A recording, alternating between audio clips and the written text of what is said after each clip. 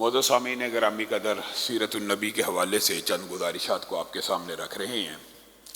غزوہ ذات الرقاع کے حوالے سے بھی چند گزارشات آپ کے سامنے رکھی تھی۔ اسی غزوے کی واپسی کے اوپر غورث بن حارث کا واقعہ بھی پیش آیا۔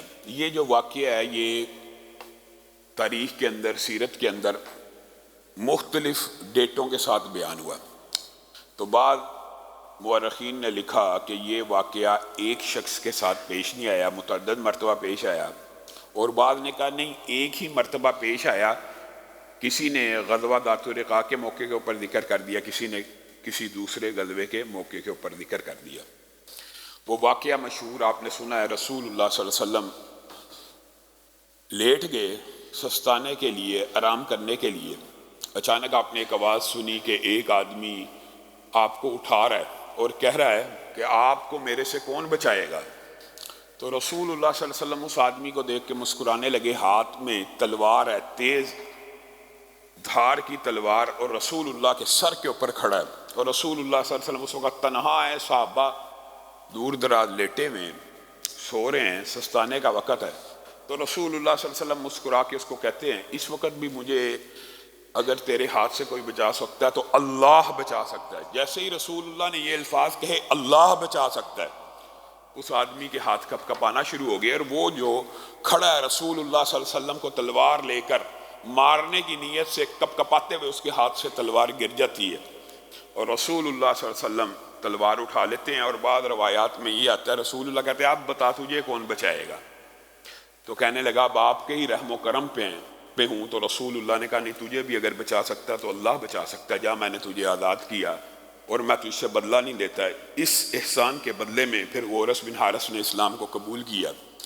یہ واقعہ غزوہ ذات الرقاع اور دیگر غزوات کے ساتھ بھی بیان کیا جاتا ہے۔ اس کے بعد اسلامی تاریخ کا جو بہت اہم ترین غزوہ اور جس کے حوالے سے قرآن پاک میں بہت سی آیات بھی نازل ہوئی، بعض آیات ہم سمجھتے ہیں کہ صرف غزوہ بدر، احد اور تبوک اور حنین اور اس طرح کے غزوات کے یا صلح حدیبیہ وغیرہ کے موقع کے اوپر نازل ہوئی۔ قرآن پاک کی متعدد آیات کچھ ایسے غزوات کے بارے میں بھی نازل ہوئی ہیں کہ جس کا عرف عام میں لوگوں کو علم نہیں ہے۔ انہی میں سے ایک غزوہ بنی مستلق ہے، اور یہ سن 5 ہجری میں پیش آیا۔ شعبان کو رسول اللہ صلی اللہ علیہ وسلم نے 700 گھڑ سواروں کو تیار کیا، 700 نوجوانوں کو تیار کیا، اور ان میں 30 گھڑ سوار بھی شامل تھے۔ یہ جو غزوہ بنی مستلق ہے، اس کا جو دباچہ اور تمہید ہے وہ یہ ہے، یہ وہ قبائل تھے کہ جنہوں نے رسول اللہ صلی اللہ علیہ وسلم کے خلاف قریش کے ساتھ معاہدہ کیا ہوا تھا۔ یہ قریشیوں کے حلیف تھے۔ غزوہ احد کے اندر بھی انہوں نے قریشیوں کا ساتھ دیا۔ جیسے غزوہ احد کے بعد میں آپ کو مختلف مارکوں کے بارے میں بیان کر رہا ہوں کہ رسول اللہ صلی اللہ علیہ وسلم اپنی ٹیریٹری، اپنی ریاست کی حدود اور اپنے ریاست کے امور اور اپنی ریاست کے معاملات واضح کرتے جا رہے ہیں، اور اپنی سرحدوں کو بڑھاتے چلے جا رہے ہیں، اور فتنے بازوں کو ان کی سرکوبی کرتے چلے جا رہے ہیں۔ تو یہ بھی رسول اللہ صلی اللہ علیہ وسلم نے ضروری سمجھا کہ انہوں نے بھی قریش کا ساتھ دیا تھا احد کے میدان میں، اور یہ قریش کے حلیف ہیں، اور حضرت بریدہ اسلمی کو بھیجا تھا پہلے ان کی تفتیش کرنے، ان کے کیا ارادے ہیں، کیا نیت ہے۔ انہوں نے آ کے رپورٹ دی کہ ہاں وہ آپ سے جنگ کرنا چاہتے ہیں، اور وہ جنگجو تیار کر رہے ہیں، اور وہ اسلحہ تیار کر رہے ہیں، اور جب کبھی ان کو موقع ملا وہ پلٹ کے آپ کے اوپر وار کریں گے۔ تو رسول اللہ صلی اللہ علیہ وسلم نے کہا قبل اس کے کہ وہ ہم پہ حملہ کریں، 700 نوجوانوں کو تیار کیا، 30 گھڑ سوار ساتھ لیے، آنن فانن ان کے کنویں کے اوپر جا پہنچے۔ اور اس غزوے کے اندر بھی رسول اللہ صلی اللہ علیہ وسلم کو بہت بڑی مزاحمت کا سامنا نہیں کرنا پڑا۔ تھوڑی ہی دیر میں ان کے جنگجوؤں کو جو ماہر جاں باز سپاہی تھے قتل کیا، اور باقی سب کے سب کو قیدی بنا لیا۔ تو یہ غزوہ یعنی محدود مدت میں ایک ہی دن میں تقریباً ختم ہو گیا۔ لیکن اس غزوے کے اندر، سفر کے اندر اور سفر سے واپسی کے اندر جو معاملات پیش آئے وہ نہایت اہم ہیں۔ رسول اللہ صلی اللہ علیہ وسلم کی خانگی زندگی کا یعنی ازواجی زندگی کا بھی ایک بہت اہم واقعہ اس غزوے میں پنہا ہے کہ رسول اللہ صلی اللہ علیہ وسلم نے جب سارے قیدی اور سارے جنگجو گرفتار کر لیے تو ان کی تقسیم ہو گئی، جو جیسے تقسیم ہوتی ہے رسول اللہ صلی اللہ علیہ وسلم تقسیم کر دیے۔ تو حضرت جویریہ بنت حارث وہ ثابت بن قیس کے حصے میں آئیں، اور بعض روایات میں ان کے چچا کے بیٹے کے حصے میں آئیں۔ ثابت بن قیس کے حصے میں آئیں، وہ سردار کی بیٹی تھی، اور غزوہ بنی مستلق جو تھا جس کی قیادت میں لڑا گیا وہ حارث بن ابو ذرار ہی تو تھا، وہ بھی قیدی۔ اب بیٹی کو بھی جب قیدی بنا کر ثابت بن قیس کے حصے میں آئی تو وہ بہت زیرک دانا خاتون تھی۔ انہوں نے ثابت بن قیس کو کہا تو کیا چاہتا ہے، مجھے اپنی باندی بنا کے رکھے گا، میرے ساتھ مکاتبت کر لے کہ میں تجھے اتنے پیسے دوں گی۔ ان کا آپس میں معاملہ طے پا گیا کہ اتنے پیسے تو مجھے دے تو تو آزاد ہے۔ ان نے حضرت جویریہ نے کہا میں سردار کی بیٹی ہوں، تو ٹینشن نہ لے، پیسے اکٹھے کرنا یا پیسے دینا یا تو میرے پہ بد اعتمادی نہ کر، میں تیرے پیسے فی الفور اتار دوں گی، جلدی اتار دوں گی۔ جب انہوں نے مکاتبت کر لی تو ثابت بن قیس نے ان کے ساتھ یہ اگریمنٹ کر لیا، ٹھیک ہے اگر آپ مجھے پیمنٹ کریں گی آپ آزاد ہیں۔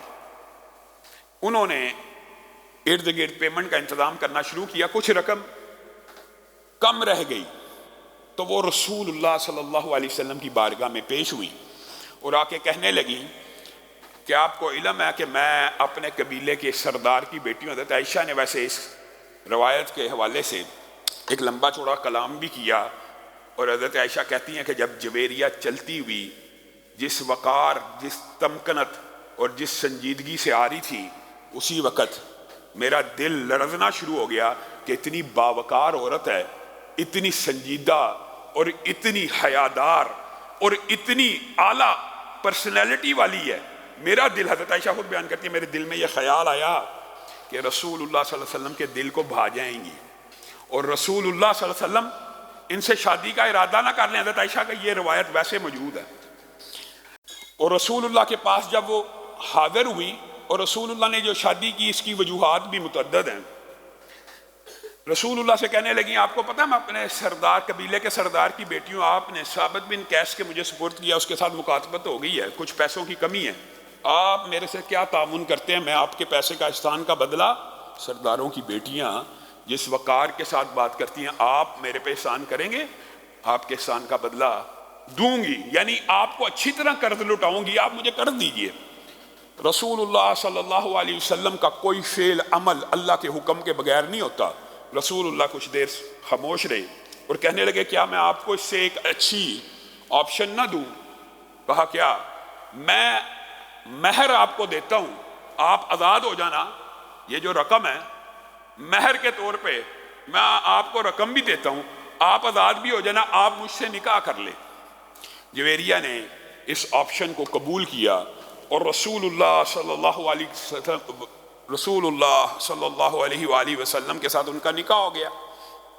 اب یہ وہ غزوہ ہے کہ جس میں بہت زیادہ محنت کے بغیر سینکڑوں قیدی، بہت بڑا مال غنیمت ہاتھ میں لگا ہوا ہے، صحابہ خوش ہیں، لیکن رات ہوئی تو پورے کے پورے جب الاؤ روشن ہوئے ایک ایک خیمے میں یہ بات پہنچ گئی کہ بنو مستلق کا جو قبیلہ یہ رسول اللہ کا سسرالی رشتہ دار ہو گیا ہے۔ کیسے؟ حارث بن ابو ذرار جو ہے اس کی بیٹی کے ساتھ رسول اللہ نے شادی کر لی ہے۔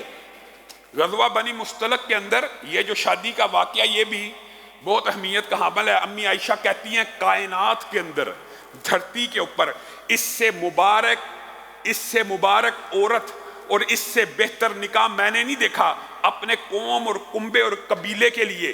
جس بابرکت نکاح کا جب رسول اللہ نے ارادہ کیا تو جویریہ کے قبیلے کو ایسا فائدہ پہنچا جو انسانی تاریخ میں نہیں پہنچ سکتا۔ کہا کیا فائدہ پہنچا؟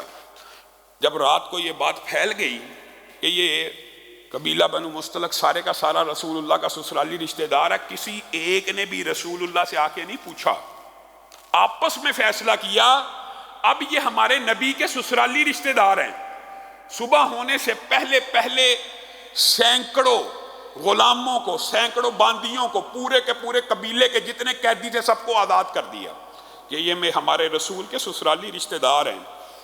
روایات میں آتا ہے کہ ڈول کے اوپر جو لکڑی لگی ہوتی ہے، لکڑی اگر وہ بھی کسی کے حصے میں آئی، اس نے وہ بھی ڈھونڈ کے کہ کس کی ہے اس کو واپس کر دی، وہ رسی جس سے ڈول کھینچا جاتا ہے وہ بھی واپس کر دی۔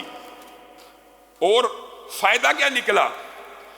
جب صحابہ کا یہ طرز عمل دیکھا اور اپنی بیٹی کے ساتھ حارث نے یہ معاملہ دیکھا، یہ عجیب قسم کا غزوہ ہے کہ غزوہ کفار کے خلاف ہو رہا تھا، ان کو تحقیق کرنے کے لیے ان کو قیدی بنایا جا رہا ہے۔ جب آزاد کیا گیا، جب رہا کیا گیا، رسول اللہ کی یہ حکمت ہے، یہ حکمت ہے شادی کی سب سے بڑی۔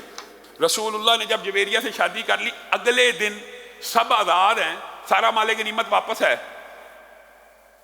ایک سردار ایک بیٹی آپس میں مشورہ کرتے ہیں، ایک سردار اپنے کنبے اور قبیلے کے ساتھ مشورہ کرتا ہے، یار کس کے ساتھ دشمنی لی ہوئی تھی؟